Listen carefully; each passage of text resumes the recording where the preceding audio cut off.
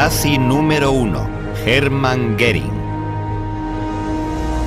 Episodio 1, El cómplice.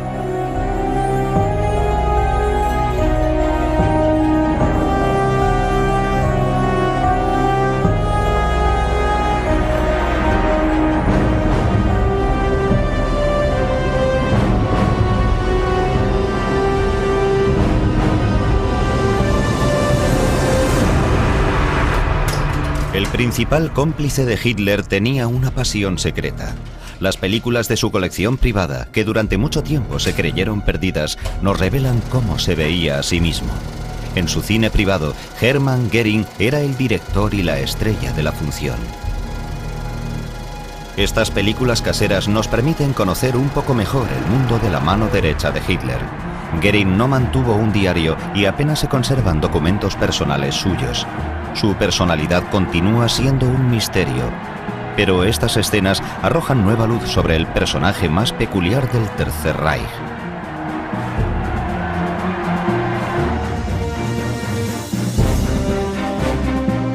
Al menos he vivido 12 años decentes, dijo cuando todo había acabado. Fue un hombre que lo quiso todo: poder, riqueza, popularidad, y que se mostró dispuesto a hacer cualquier cosa para conseguirlo. La suya fue una carrera con grandes altibajos. Mariscal del Reich, Hermann Göring fue el segundo en la línea de mando de la Alemania nazi.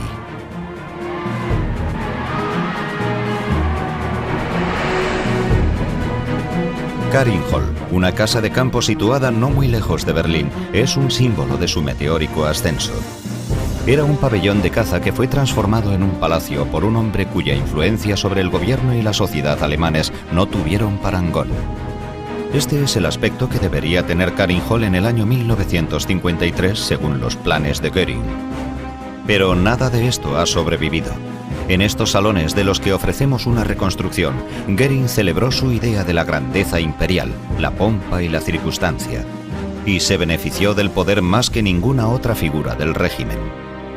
En el sótano de Karinhol, Göring construyó un cine con capacidad para 50 personas.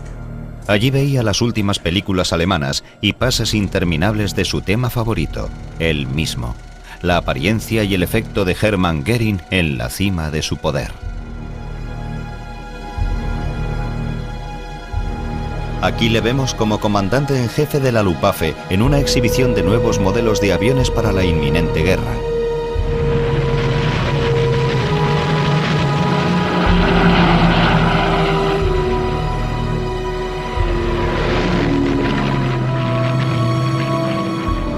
¿Qué lazos unían a Hitler con su hombre de confianza?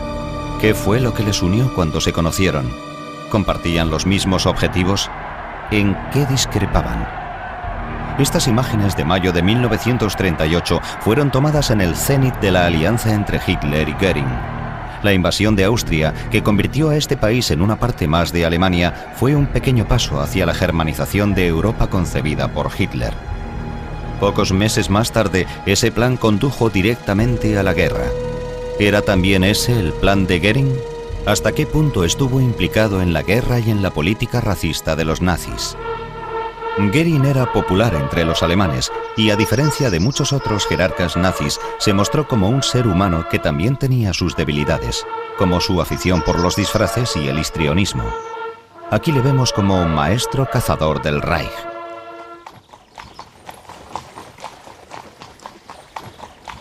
Las películas caseras de Göring nos muestran su lado más festivo. Así es como le gustaba verse a sí mismo y como le vieron sus contemporáneos durante demasiado tiempo.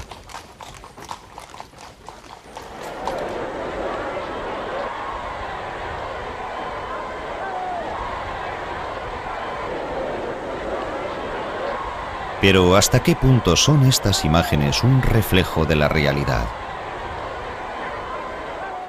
La gente suele decir con frecuencia que Göring tenía dos caras, que por una parte era una persona jovial, alegre, y por otra un hombre débil, despiadado y brutal.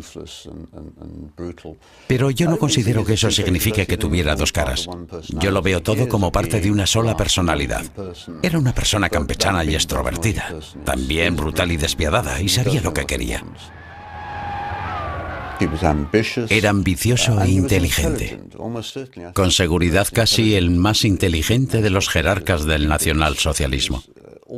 Siempre estaba deseando hacer cosas y tomar medidas corruptas e incluso delictivas. Y el resultado era una extraña mezcla de político duro y firme por una parte y de una persona que fácilmente habría podido dirigir una banda de delincuentes por otra. Ich werde mit eisernem Besen auskehren und alle diejenigen, die ausschließlich wegen ihrer roten oder schwarzen Gesinnung und zur Unterdrückung aller nationalen Bestrebungen in Amt und Würden sitzen, hinausfegen. Yo no tengo conciencia, dijo Goering una vez. Mi conciencia es Adolf Hitler. Eheschließungen zwischen Juden und Staatsangehörigen deutschen oder artverwandten Blutes sind verboten. Firmó documentos que sellaron el destino de millones de personas. Afirmó que nunca quiso la guerra, pero fueron sus fuerzas aéreas las primeras que la hicieron posible. Nunca cesó de acumular títulos y condecoraciones, pero huía de la verdadera responsabilidad para refugiarse en un mundo privado, alejado de la realidad.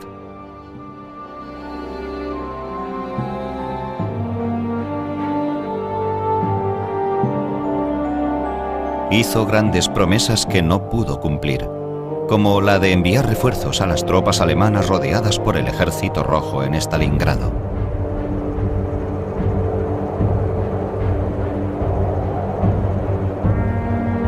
O garantizar que las ciudades alemanas no sufrirían daños en los bombardeos aéreos aliados. Siempre había otra persona a quien culpar por los fracasos. Wenn der Jude an uns Rache nehmen könnte, was glaubt ihr, was mit euren Frauen, euren Töchtern, euren Bräuten und so weiter geschehen würde? Was glaubt ihr, wie dieser teuflische Hass, dieser bestialische, sich im deutschen Volke austoben würde? Nein! Wer nicht kämpfen will, der fällt ebenso. En privado, Goering mostraba otra cara. La más frecuente era la de un apasionado por la caza. Él mismo rodó muchas de sus películas caseras. Sus protagonistas favoritos eran los ciervos de los cotos de caza situados a las afueras de Berlín.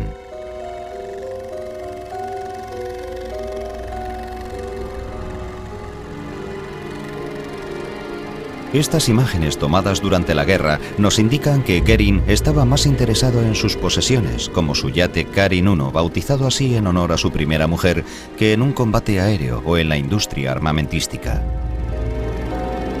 Goering, una carrera. En estos momentos era uno de los hombres más ricos de Europa. Compartió su lujoso estilo de vida con su segunda esposa, Emmy Sonnemann, y con su hija Eda. ¿Una vida decente durante al menos 12 años? No hay duda de que Goering estuvo involucrado en todas las acciones del régimen. Participó en la Noche de los Cuchillos Largos en 1934 y fue él quien ordenó la solución final en 1941. No debemos engañarnos. Goering no es la cara amable del nacionalsocialismo. Es otro líder nazi comprometido hasta el final con gran parte de los crímenes que cometió ese régimen. Goering no reconoció su responsabilidad en ningún momento, ni siquiera después de ser detenido por el ejército estadounidense. Esta película de mayo de 1945 nos muestra a un hombre que pensaba que su carrera podría continuar después de la guerra. Goering aún se creía indispensable y se mantuvo totalmente fiel a Hitler incluso después de la muerte de este. Y el antiguo número 2 del régimen, ahora el nazi número 1 vivo, saboreaba su notoriedad incluso en los juicios de Nuremberg. You must plead guilty or not guilty. Bekenne mich im Sinne der Anklage nicht schuldig. El acusado número 1 planeaba utilizar la plataforma del tribunal de Nuremberg como un escenario para su propio lucimiento. Después de todo, soy un hombre del Renacimiento, dijo Goering. Me encanta la magnificencia. ¿Qué le quedaba? Una celda de 2 metros por 4 y la firme convicción de que conseguiría una gloria eterna en los libros de historia. Dentro de 50 o 60 años se verán estatuas de Hermann Goering por toda Alemania.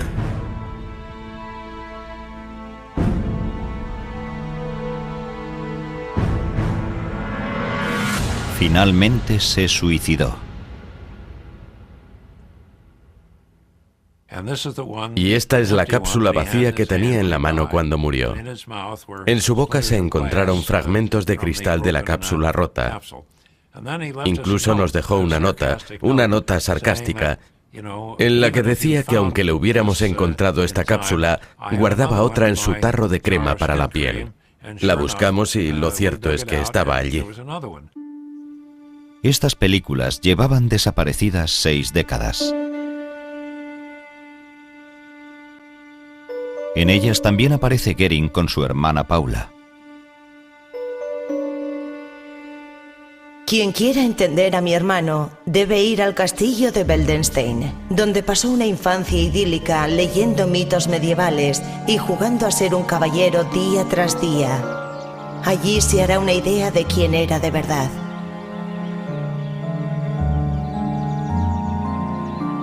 Todo empezó en este castillo de Franconia, en el sur de Alemania. Las relaciones entre los miembros de la familia son confusas. El castillo perteneció a su padrino judío, que mantuvo una relación con la madre de Goering consentida por su padre. Los Goering.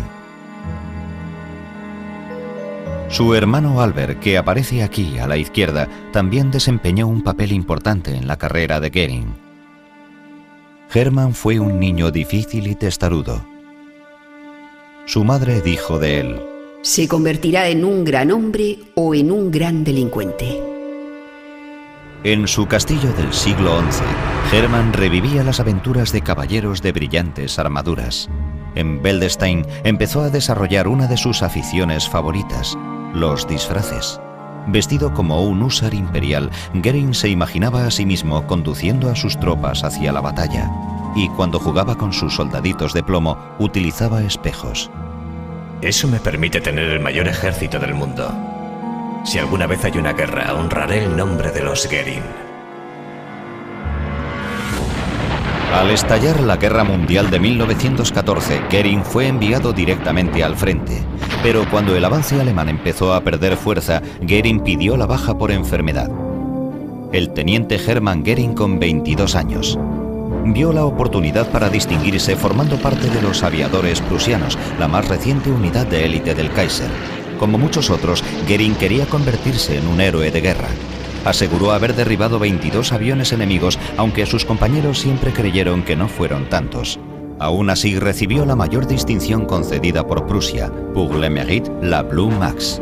Goering formó parte del circo volador de von Richthofen, y cuando Richthofen murió fue él quien ocupó su lugar.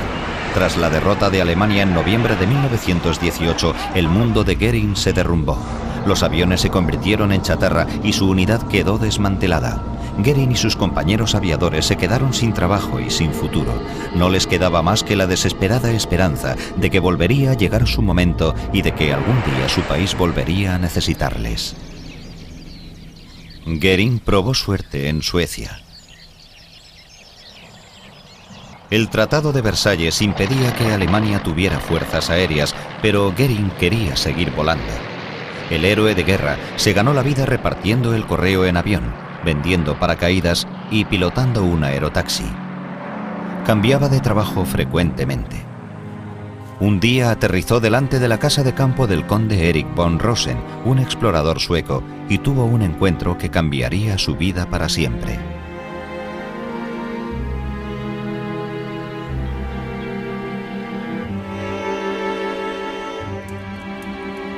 Goering se quedó profundamente impresionado por esta mansión de Rockelstad repleta de trofeos de caza. Rosen y él hablaron de los cultos germánicos y de la mitología escandinava. Esa fue la primera vez que Goering vio una esvástica. Fue allí donde conoció a Karin von Kantzow. Sin esta mujer, Goering jamás se hubiera convertido en la persona que fue. Para empezar, he de decir que era una mujer muy hermosa, que se dedicaba intensamente, en cuerpo y alma, a las cosas o a las personas que ocupaban su mente. Y es posible que no siempre fuera lo suficientemente realista. Karin era una mujer inclinada al misticismo que posteriormente se convirtió en una partidaria acérrima del culto que rodeaba la esvástica. Goering descubrió que era el amor de su vida. Pero Karin estaba casada y su familia no mostraba ningún interés por un oficial alemán sin recursos económicos. La familia no mostró un excesivo entusiasmo cuando Goering conoció a Karin en Rockelstein. Pero Karin abandonó a su marido y a su hijo por un hombre que a nosotros nos parecía bueno, la familia veía a Goering como un aventurero, un piloto sin trabajo que intentaba ganarse la vida como fuera, primero en Dinamarca y luego en Estocolmo. Karin abandonó a su marido y a su familia por Goering. Le preguntó a Goering qué es lo que quería ser y él le replicó: presidente del Reichstag.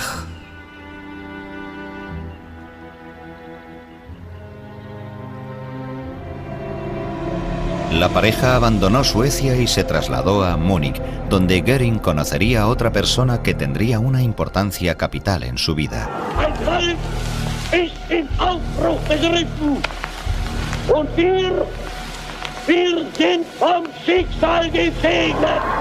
Desde la primera vez que le vi y le escuché me entregué a su causa en cuerpo y alma, dijo Goering. Adolf Hitler no pasó de ser cabo en la Primera Guerra Mundial y le venía bien el concurso de un héroe de guerra como Goering en su partido radical de extrema derecha. Decidió ponerle al frente de su sección de asalto, las SA. Goering había encontrado por fin un nuevo empleo, se había convertido en la mano derecha de Hitler. Al término de la Primera Guerra Mundial, Goering era uno más entre miles de alemanes. Un soldado desarraigado que no sabía lo que estaba pasando ni lo que podía hacer. Hasta que de pronto conoció a Hitler. Fue su respuesta. A partir de entonces, su relación con él fue la relación entre un líder y su secuaz. Goering era ya un seguidor entusiasta de Hitler cuando éste intentó conseguir por primera vez el poder con el Putsch de Múnich en noviembre de 1923. Hitler reunió a un pequeño grupo de seguidores y encabezó una rebelión que pretendía derribar al gobierno de Baviera y hacerse con el poder del Reich. Goering admiraba a Hitler por su oposición al Tratado de Versalles, que tan injustamente había castigado a Alemania después de la Primera Guerra Mundial, y estaba dispuesto a sacrificar su vida por él. La mañana del 9 de noviembre, Goering marchó junto a Hitler hacia el Feldherrenhall, el gran monumento militar de Múnich. El putsch fracasó en cuestión de horas. La policía antidisturbios bávara esperaba al grupo de Hitler delante del Feldherrenhall y abrieron fuego. Contrariamente a la versión difundida posteriormente por la propaganda nazi, el putsch tuvo un final poco heroico. Murieron un civil, 4 policías y 15 insurgentes. Goering resultó gravemente herido.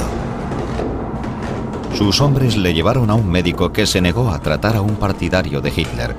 Finalmente, Goering recibió la ayuda de los Balin, la familia de un hombre de negocios judío que vivía en el piso superior. Bela Balin y su marido no podían imaginarse que aquel hombre cuya vida corría serio peligro desempeñaría un papel clave en el holocausto judío apenas unos años después. Pero Goering también les ayudaría a escapar de los escuadrones de la muerte nazis. Creo que no hay ninguna duda de que Goering era antisemita. El antisemitismo ya existía en los círculos militares alemanes antes de la Primera Guerra Mundial. Pero él no era un antisemita fanático, como podía serlo Heinrich Himmler. El suyo no era un antisemitismo biológico. Lo que sentía era un anticuado prejuicio nacionalista contra los judíos. El lema de Goering era «Yo decido quién es judío». La herida que recibió en el putsch tendría otra consecuencia. Le suministraron morfina para calmar el dolor. Se consideraba que la morfina era la droga de los actores y aún más de las actrices. Era vista como una droga para mujeres y a los ojos del emergente movimiento nazi era también vista como una droga judía. Uno de los psiquiatras más conocidos de entonces llegó a escribir que la adicción a la morfina solo se detendría cuando se solucionara la cuestión judía. Obviamente, Goering quedó estigmatizado por su adicción a la morfina. Tuvo que soportar una adicción humillante que era vista como algo ajeno a los alemanes. Una enfermedad que había que aislar y destruir. Su adicción le perseguiría toda la vida. Acosados por la policía alemana, Hermann y Karin Göring viajaron a Venecia en mayo de 1924 enviados por Hitler. Göring tenía que entrevistarse con Mussolini, que había llegado al poder en Italia 2 años antes. Aplastado y humillado, el partido de Hitler necesitaba dinero desesperadamente, pero Mussolini no mostró ningún interés en recibir al mensajero de Hitler.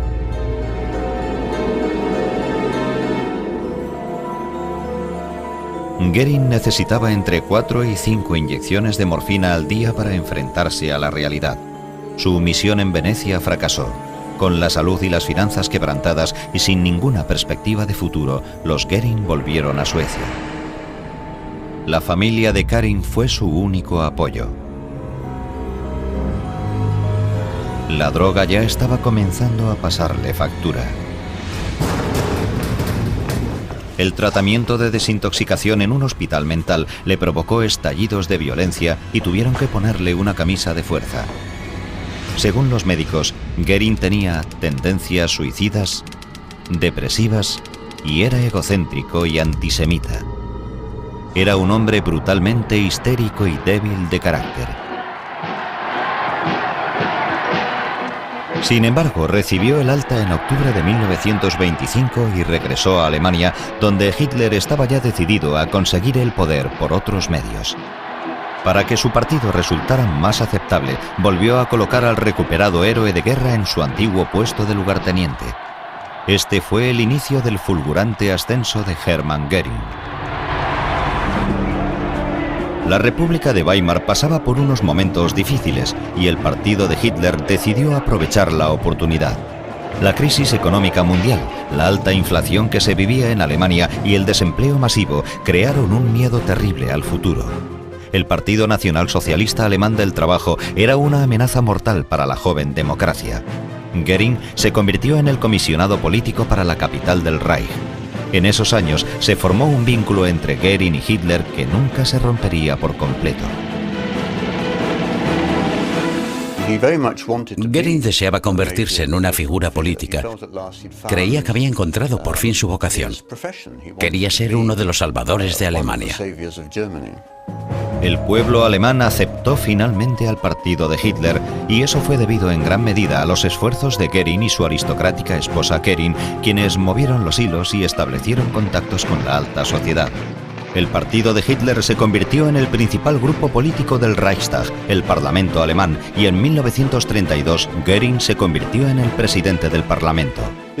Lo que le gustaba a Hitler de Göring es que en los momentos críticos, cuando Hitler estaba casi al borde de sufrir un ataque de pánico porque se sentía desbordado o no sabía qué paso podía dar, Göring le tranquilizaba y le decía: sí, podemos hacerlo. Sí, podemos alcanzar el poder en 1932. Por eso Göring se convirtió en una figura muy importante para Hitler, porque le proporcionaba una confianza extra en los momentos de crisis. El 30 de enero de 1933, Hitler fue elegido canciller del Reich. Tras duras negociaciones, Göring consiguió que los nacionalsocialistas ocuparan también el Ministerio del Interior. El hombre de hierro, como le llamaba ahora Hitler, había abierto las puertas que permitirían a los nazis hacerse con el control de Alemania.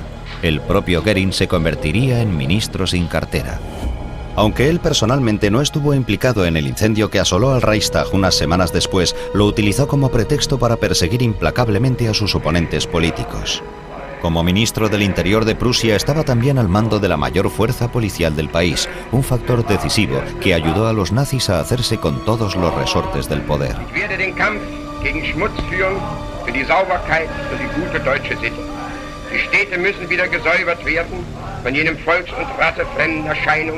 Die durch ihre zersetzende Tätigkeit deutsche Sitten untergraben und das Laster predigen. Su brutalidad tenía siempre una razón de ser. Tenía que cumplir una orden. Y los medios para hacerla cumplir no le importaban mucho. Básicamente exigía que, en caso de duda, la policía empleara la pistola en vez de la porra. Justo lo contrario de lo que ocurre en la actualidad. Hoy un policía tiene que justificar el empleo de las armas de fuego. Göring exigía que los policías justificaran por qué no las habían empleado. Göring inició un reinado de terror, primero en Prusia y luego en todo el Reich. Apoyados por el gobierno, las SA se dedicaban a dar caza a comunistas y socialdemócratas. Joseph Goebbels escribió en su diario que Göring estaba limpiando Prusia con un vigor refrescante. Tiene lo que hay que tener para hacer cosas muy radicales. Todo el mundo sacaba a relucir su ira. Les empujaban, pegaban y arrastraban. Y por último les arrojaban agua encima. Luego les metían en los camiones totalmente empapados y les llevaban a la cárcel del juzgado del distrito de Köpenick. En junio de 1933, la campaña de terror de las SA alcanzó su punto culminante cuando cientos de oponentes políticos fueron encerrados en la cárcel de Köpenick para ser golpeados y torturados.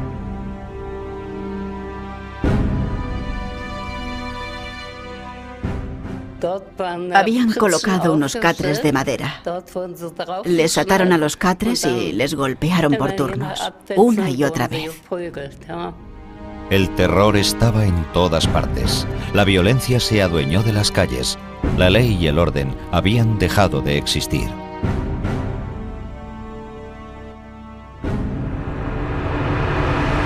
El novio de Emma, Walter Passler, fue una de las víctimas de las SA.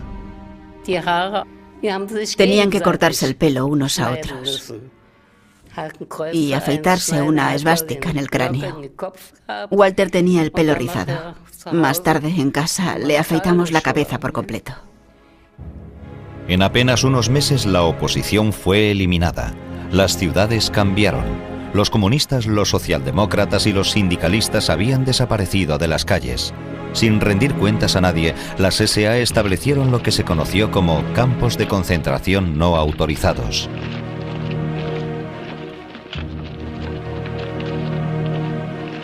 Solo en Berlín se crearon cientos de estos centros de detención en bares, sótanos o fábricas. El mayor campo de concentración no autorizado de Berlín, que llegó a tener 2000 reclusos, estaba en unos barracones del ejército situados en la calle Pape, cerca del aeropuerto de Tempelhof. Las SA torturaron a cientos de detenidos en este sótano. Nada más llegar les recibían a culatazos y los golpeaban con palos y látigos. Paul Tolman, un joven de 17 años de las Juventudes Comunistas, fue uno de los prisioneros. Si el interrogador decía, por ejemplo, no te creemos, el policía que estaba detrás de ti te golpeaba con un palo. Los interrogatorios duraban alrededor de 15 minutos. Y en ese tiempo recibías entre 20 y 30 golpes en la cabeza, brazos y hombros. Y la sangre te corría por el cuello y las orejas. Paul Tolman pertenecía a las Juventudes Comunistas. Pasó 5 días en esta cámara de tortura improvisada en el centro de Berlín. Las SA dibujaron el retrato de un prisionero judío, David Moses Giner Trisker. Los judíos que llegaban a la calle Pape tenían muy pocas posibilidades de salir vivos de allí. Él expiró su último aliento delante de mis ojos, y yo tuve que verlo. Naturalmente yo estaba horrorizado, desesperado de ver lo que estaba pasando. ¿Cómo podían tratar así a un hombre normal de 50 años? La primera vez le rompieron el brazo izquierdo. Tras la segunda paliza ya no podía caminar, porque los judíos eran muy valientes, no traicionaban a nadie. Paul Tolman consiguió escapar durante su traslado a Oranienburg, un nuevo campo de concentración oficial. Durante los primeros meses de la dictadura de Hitler, las SA asesinaron a cientos de opositores políticos y Göring, entre otros, firmó las órdenes de ejecución. Hanussen, un conocido mago y clarividente, fue asesinado en la calle Pape porque había profetizado la rápida ascensión de Göring y la caída del Reich.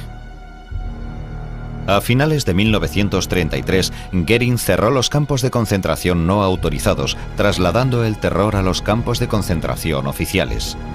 Göring no era el típico miembro del partido y tampoco era un fanático de la ideología nazi. Fue un hombre hambriento de poder que sirvió a Hitler voluntariamente y se identificó con su programa.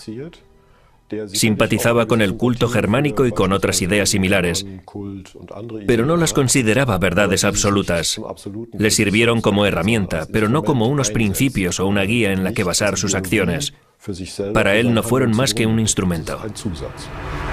Göring fundó la Gestapo, acrónimo de Policía Secreta del Estado, y creó una agencia de espionaje interno bajo el nombre de Oficina de Investigación. Se dedicaban a realizar escuchas telefónicas e interceptar telegramas, pero si era necesario, no dudaban en inventarse la información. Uno de los informes de la oficina aseguraba que Ernst Röhm, director de las SA, estaba planeando derribar a Hitler. Lo cierto era que Göring intentaba librarse de un rival. Göring y Himmler, el jefe de las SS, utilizaron el deseo de poder de la sección de asalto para trazar su propio plan.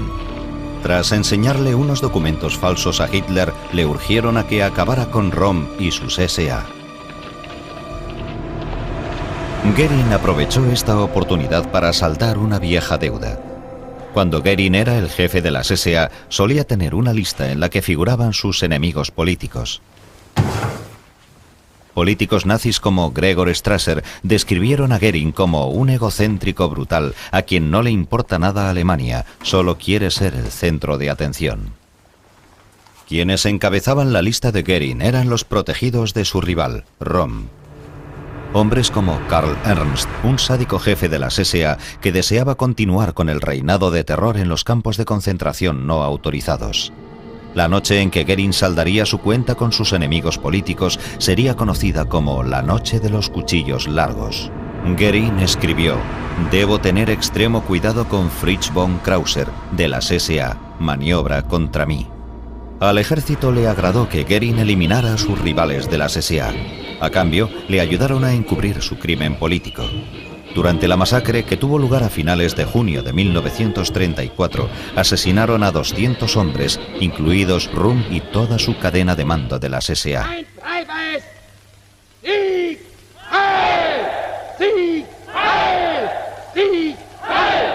Hitler dijo que Göring era frío como el hielo. En 1934 firmó un decreto secreto en el que le nombraba su sucesor en caso de que él muriera. Göring disfrutó plenamente de su poder y de su nueva prosperidad. Ja, mein Cäsar, kommst du mich besuchen? Mutti, kommst du mich besuchen, ja? Komm. Göring crió 7 cachorros de león. Los schön, spring, hopp. So ist gut. Ahora compartía la gloria de Hitler en la cima del Reich. Era su lugarteniente. Göring buscaba la popularidad, la adulación de las masas, y eso es lo que recibió en esta recepción de mayo de 1938 en la ciudad austríaca de Mautendorf, donde él había pasado parte de su juventud. Sin embargo, la Noche de los Cuchillos Largos le había hecho ganarse fama de carnicero en el extranjero. Una imagen que a él no le gustaba. En 1934, Göring le encomendó el mando de la Gestapo y de la policía a Himmler y sus SS para que fueran otros quienes hicieran el trabajo sucio, al menos oficialmente. Göring estaba más interesado en disfrutar de la vida. El cineasta aficionado era ahora el orgulloso propietario de una hermosa casa, y su casa desempeñaría un papel muy importante en sus propias películas. Esto es Carinhall, su mansión campestre, llamada así en honor a su mujer muerta en 1931. Las lujosas recepciones oficiales que celebraba en su casa eran financiadas por el gobierno y por la industria alemana. Hace apenas unos años parecía que Göring había tocado fondo y no tenía futuro. Solo quedaba un vestigio de esa época de su vida.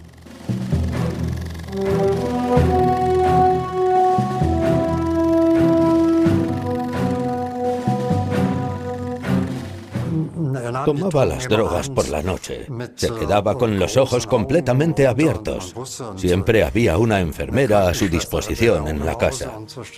Yo le pregunté a la enfermera qué le pasaba en los ojos, y ella me confesó que Göring era adicto a la morfina. Pero cuando bajaba las escaleras, a las 8 de la mañana del día siguiente, perfectamente vestido, tenía un aspecto fresco y descansado. Al verle así, no podías sospechar nada. Goering tenía que seguir tomando morfina para poder llevar una vida normal. Toda su vida estuvo marcada por la adicción. Coleccionaba títulos, decoraciones y posesiones como si fuera un maníaco.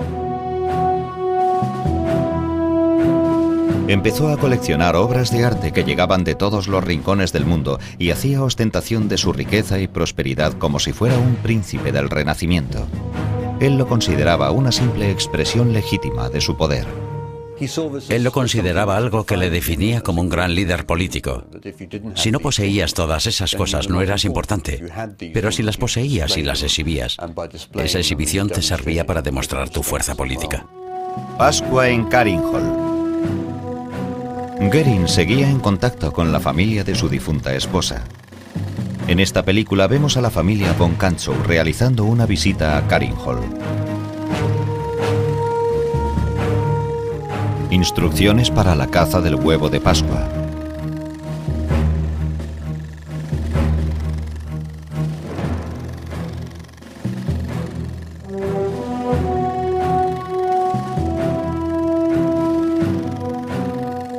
El instructor debe encontrar los huevos de Pascua escondidos.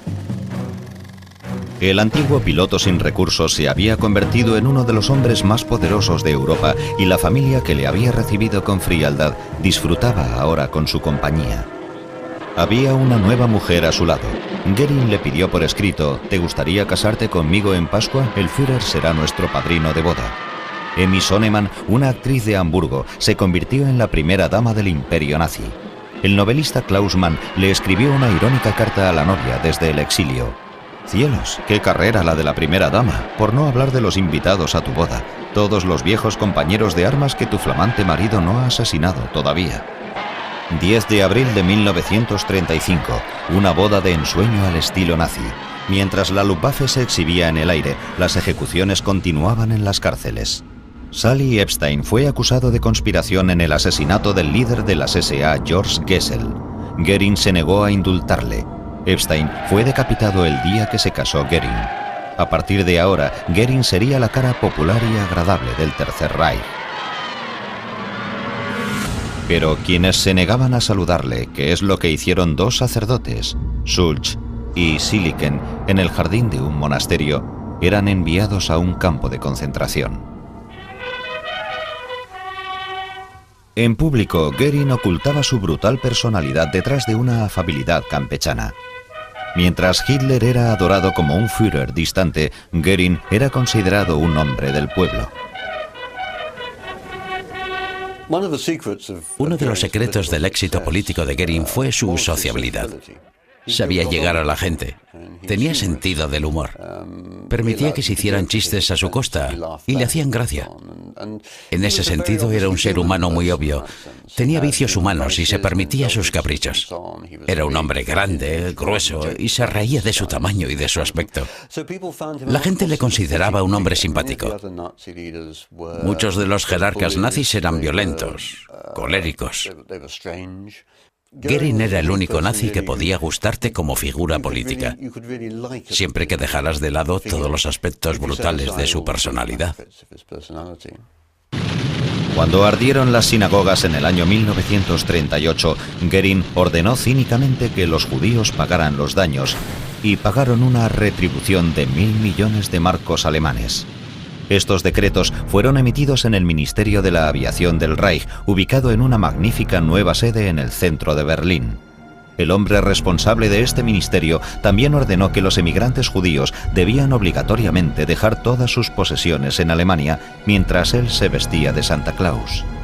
Auch im Reichsluftfahrtministerium kam der Weihnachtsmann zu 500 Kindern bedürftiger Volksgenossen. Nein, das ist ein Mikrofon, Junge. Hast du euch auch bedankt?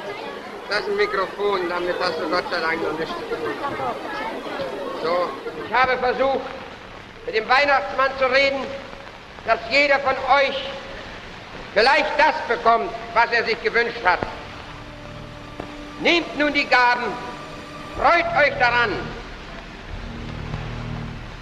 und dankt eurem Führer El regalo más importante que le hizo Goering a Hitler fueron las nuevas fuerzas aéreas, la Luftwaffe, que él mismo había organizado en secreto. En 1935 fueron presentadas al público para asombro del mundo. La presentación tuvo lugar en el Congreso del Partido celebrado en Nuremberg y el maestro de ceremonias fue el comandante supremo, Hermann Göring. Inicialmente, las fuerzas aéreas contaban con solo 100 viejos cazas, 60 bombarderos y 45 aviones de reconocimiento. Gran Bretaña y Francia vieron con preocupación esta violación del Tratado de Versalles, pero no intervinieron. La nueva Luftwaffe recibió su bautismo de fuego en 1936 en la Guerra Civil Española. El mundo contempló atónito cómo los bombarderos alemanes destruían la ciudad de Guernica. Göring en privado. Un padre tardío con su única hija, Eda. Ahora tenía otra casa en Obersalzberg, cerca del retiro alpino de Hitler. Sus familiares suecos también le visitaron y le filmaron aquí. Por su parte, Hitler estaba ya sopesando la posibilidad de iniciar una guerra en la que Göring desempeñaría un papel clave.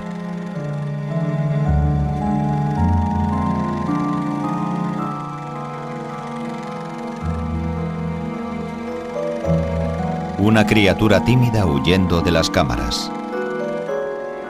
En 1936 Hitler le dijo a Göring en Obersalzberg: la economía y el ejército alemanes tienen que estar preparados para la guerra dentro de 4 años. Era el mayor reto que le había planteado nunca al lugarteniente. Göring se convirtió en plenipotenciario para el Plan Cuatrienal, en dictador a cargo de la industria y el armamento. Alemania carecía de materias primas y no podía garantizar las importaciones durante la guerra. Göring, el hombre amante de los placeres, pedía ahora a los alemanes que se apretaran el cinturón. Eier, Butter, Milch, das sind nun einmal Dinge, die können wir nicht anders beeinflussen. Es gibt gewisse Zeiten, da legen die Hühner viel Eier. Und es gibt Zeiten, da legen sie wenig. Es gibt Zeiten, da geben die Kühe gerne ihre Milch. Und es gibt Zeiten, da halten sie zurück damit. Meine lieben Volksgenossen, es ist noch keiner menschlichen Weisheit geglückt, das anders zu gestalten, wie die Natur es gestaltet hat. El nuevo puesto representaba el avance más significativo en la carrera de Göring, una demostración palpable de la confianza que tenía Hitler en él. El poder de Göring era inmenso. Ahora también controlaba la importación de materias primas y la reserva alemana de divisas extranjeras. Göring no sabía gran cosa de economía, pero Hitler creía que su hombre de confianza era capaz de casi todo. Un viaje oficial a Italia en 1937, aunque no era el ministro de Asuntos Exteriores de Alemania, disfrutó cuando le trataron como al jefe de la delegación alemana en un país donde había sido humillado hacía unos pocos años. Mientras Hitler adoptaba una política de confrontación e incluso aceptaba la posibilidad de desencadenar una nueva guerra mundial, Göring visitaba en Pompeya las ruinas de un imperio caído. Pero Göring aún no había saciado su sed de poder.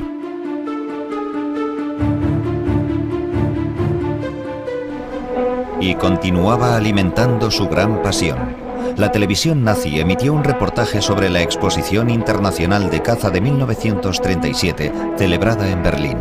Der Wald der Fahnen vor der Halle, der zeigt uns, dass hier wirklich ein Olympia der Jägerschaft zusammengekommen ist. Und wie die Jäger bereit stehen, so stehen auch die Tiere bereit. Denn die Tiere wissen, dass die Jäger ihre besten Freunde sind.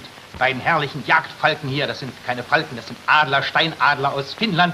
Die warten auf den Reichsjägermeister wie die jungen Jäger hier, die ihn nun mit der Begrüßung empfangen.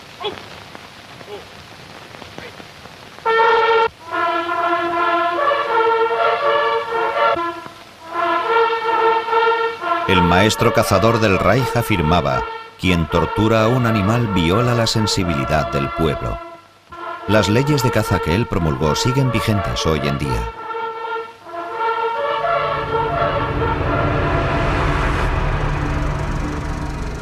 Su cine privado era el otro lugar en el que Göring se evadía de la política. La prioridad de la política de Hitler era la llamada Anschluss, la anexión de Austria. Göring la hizo posible. Amenazó con atacar y destruir Austria y luego obligó al canciller austríaco Schuschnigg a dimitir.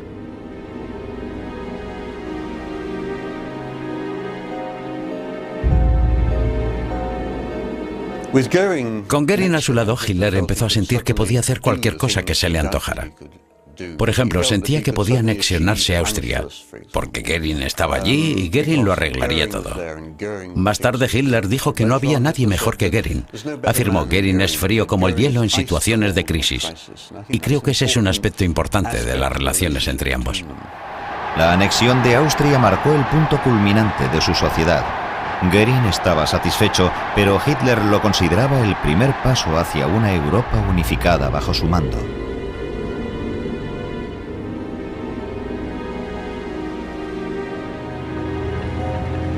El 15 de mayo de 1938, 2 meses después de la anexión, Goering visitó Austria y recibió una bienvenida entusiasta. Su sueño de una gran Alemania se había hecho realidad.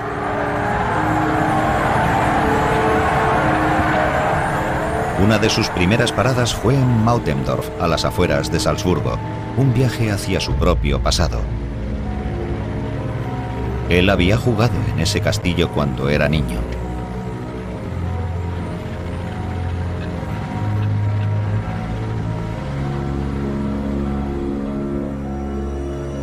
Goering podía ahora volver a reunirse con sus hermanas Olga y Paula.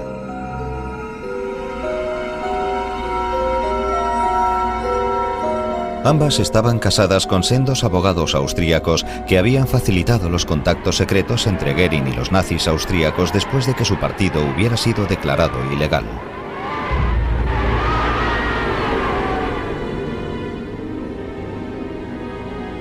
Mientras Goering seguía rememorando los recuerdos de su juventud, Hitler apuntaba ya a su siguiente objetivo, Checoslovaquia. Goering era consciente de que aquel paso podría desencadenar la guerra con Gran Bretaña y Francia e intentó evitarlo. El 29 de septiembre de 1938, en la conferencia de Múnich, se redactó un tratado a espaldas de Hitler que fue presentado por Goering. El pacto desactivaba el conflicto y evitaba la guerra, por el momento. El Pacto de Múnich fue un triunfo de Goering. Fue la plasmación de su idea de Europa. Gran Bretaña y Alemania caminaban en una misma dirección, sin agredirse. Pero unas semanas después de la conferencia de Múnich, Hitler le criticó abiertamente, incluso en público, por haber tomado esa decisión y por haberle convencido para que fuera a Múnich. Goering no solo vio comprometida su posición, sino que comprobó por primera vez que Hitler no tenía ningún problema en retirarle su confianza. El dictador hubiera aceptado la guerra en aquel mismo momento. Goering era consciente de hasta qué punto su poder dependía de la benevolencia de Hitler. Nunca sería capaz de liberarse de esa dependencia, aunque es posible que él hubiese elegido otro camino en el otoño de 1938. Goering consideraba a Alemania como un poder imperial en el seno de Europa, y no quería la guerra de aniquilación que planeaba Hitler. No quería otra guerra mundial. Solo quería disfrutar de su riqueza, pero tenía que complacer a Hitler. El 1 de octubre de 1938 las tropas alemanas entraron en los Sudetes, una región checoslovaca de habla alemana. Era lo acordado en el Pacto de Múnich auspiciado por Goering.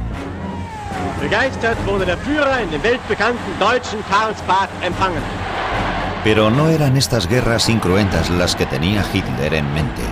Por primera vez llamó cobarde a quien él mismo había designado para sucederle. La oficina de investigación de Goering interceptó conversaciones que indicaban que los aliados occidentales no se quedarían de brazos cruzados si Hitler invadía el resto de Checoslovaquia. Pero Hitler no quería darse por enterado y Goering no se atrevía a contradecirle. Cuando la Wehrmacht entró en Praga en marzo de 1939, Goering se mantuvo al margen por primera vez en su carrera.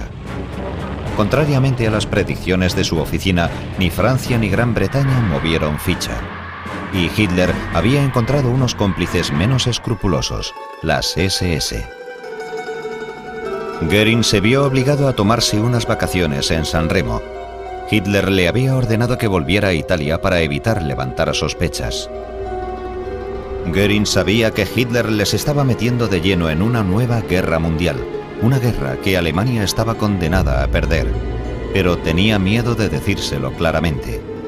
Cuando me encuentro ante el Führer, dijo una vez, mis rodillas se convierten en gelatina.